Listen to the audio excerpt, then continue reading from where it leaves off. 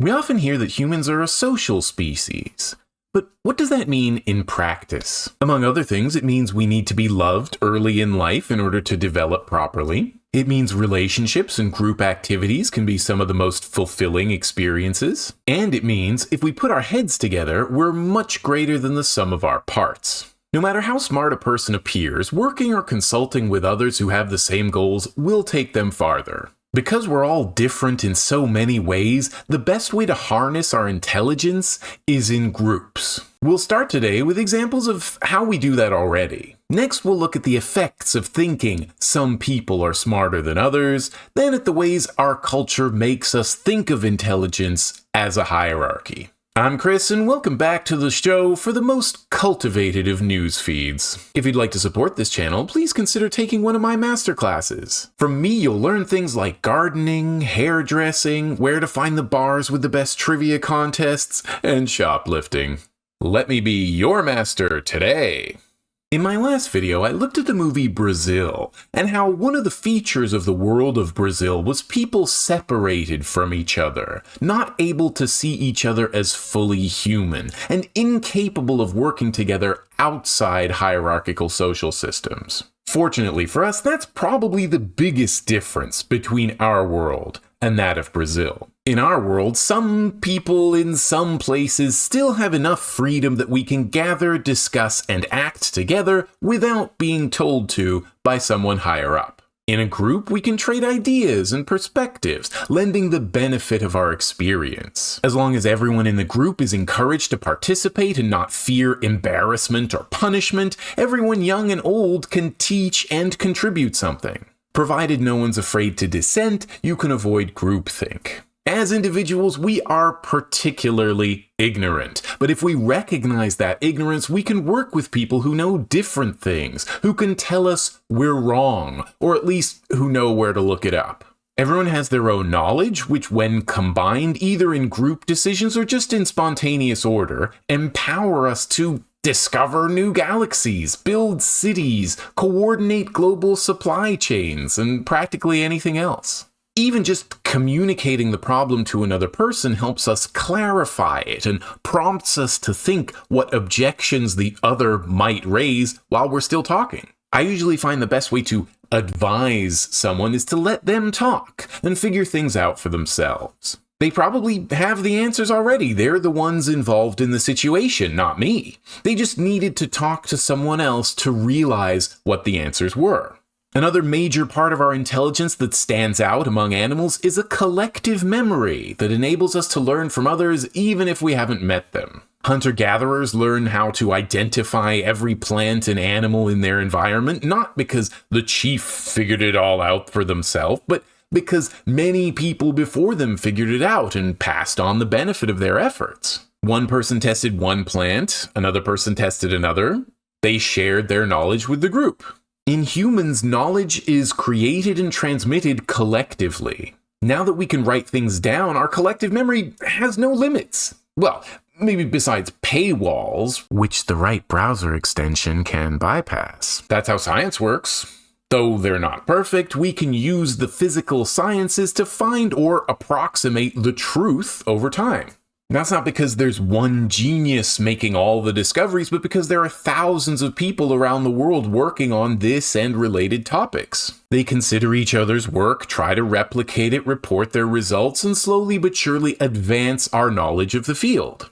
However smart you think you are, you can't just enter a field and expect to advance it if you have no idea what a million people before you have said. What you can do, however, is read the people who know about this field, learn from them, and then enter the field with the same knowledge as them. If there are jobs available. Scientists make use of collective intelligence by writing, reading each other's papers, discussing, exchanging, holding conferences, collaborating across space and time. We can do that for almost any goal. Think about the potential for organizing direct action around some of the things I talk about in other videos on this channel. If we treated a few scientists as individual geniuses, we would miss that they're standing on the shoulders of millions of people. So why do we pay so much attention to a few CEOs? Why do we treat and pay them like they did all the work themselves, or all the work that matters. Do we really believe the recent success of a business is entirely due to their uncommon intelligence? Certainly, many businesses are structured to empower one or a few people to make huge decisions that everyone else in the firm just has to accept, because that's how the powerful choose to structure wealth-creating organizations for maximum control. But it begs the question to say some committee at the top should make the decisions on their own without having to answer to employees or customers, that they're better at making decisions than the people doing the work. But I understand this thinking, this idea that intelligence is a hierarchy. We get it drilled into us right from the first day of school when we're told to start striving to be better than those around us so that we get higher marks than everyone else to make our parents happy. Higher marks are taken as official proof of a person's superior intelligence, as if the abilities school exams, or for that matter IQ tests, test for were the correct measures of overall intelligence. Everyone soon finds out who's smart and who's not smart. If you're not naturally talented in school subjects or aided by your parents, you must have low cognitive ability and are not capable of achieving anything noteworthy in life. If you were a victim of being told how smart you are, you have been limited. The kids told they're not smart are the most limited because unless they're defiant and know how to question authority, and where would they have learned to, then they'll probably assume there's no point in trying because others will always be better, so they might as well settle for a life of hard work and financial struggle. The kids who were told they were smart have also been impeded in several ways because they learned they're better and don't need other people. And if they don't do it all on their own, they're failures and they're letting themselves and their parents down. Whichever of these categories you've been scarred by, school teaches you to work alone and rely on your own brain, whatever its strengths and weaknesses. Working with others is called cheating. So instead of learning we can do anything through cooperation, we learn we can only do some things. Or if we do poorly on tests, nothing. These are just a couple of the ways school ruins our brains, so I go deeper into school in this series. People who don't seem like geniuses might just not have had much opportunity to develop their skills and knowledge how they want. If you don't have the time or no one taught you something exists, you can't spend the time necessary to understand it properly. You might even think of yourself or others as lazy, but that could just mean you haven't found work that motivates you or a topic that interests you. We think of a bunch of dead white guys as geniuses when any of their servants or slaves could have made the same discoveries if they had had all day to do as they liked. History ignores the people whose labor made it possible for someone else's genius to come out.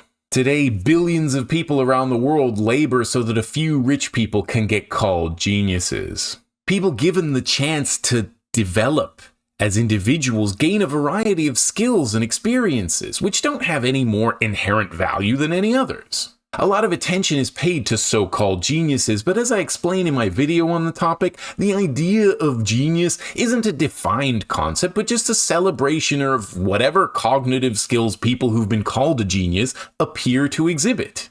Really, no one is smarter than anyone else. Or to put it another way, everyone is smarter than everyone else. I know stuff you don't know, and vice versa. I can give you perspective on your thoughts, and vice versa. I'm better at some things, you're better at some things, and we need someone else to help us with all the other things. What if we were in a bigger group? What if there were 20 of us, each one smarter than the other? We might have enough skills to do almost anything, as long as we take advantage of our collective brain. That might mean dividing up tasks based on skill. The most knowledgeable should be teachers, empowering the less knowledgeable. The more experienced can take roles like project manager, making them leaders for specific functions, and when they do other things they don't know as well, they can be followers. We're indoctrinated to see everything as hierarchy.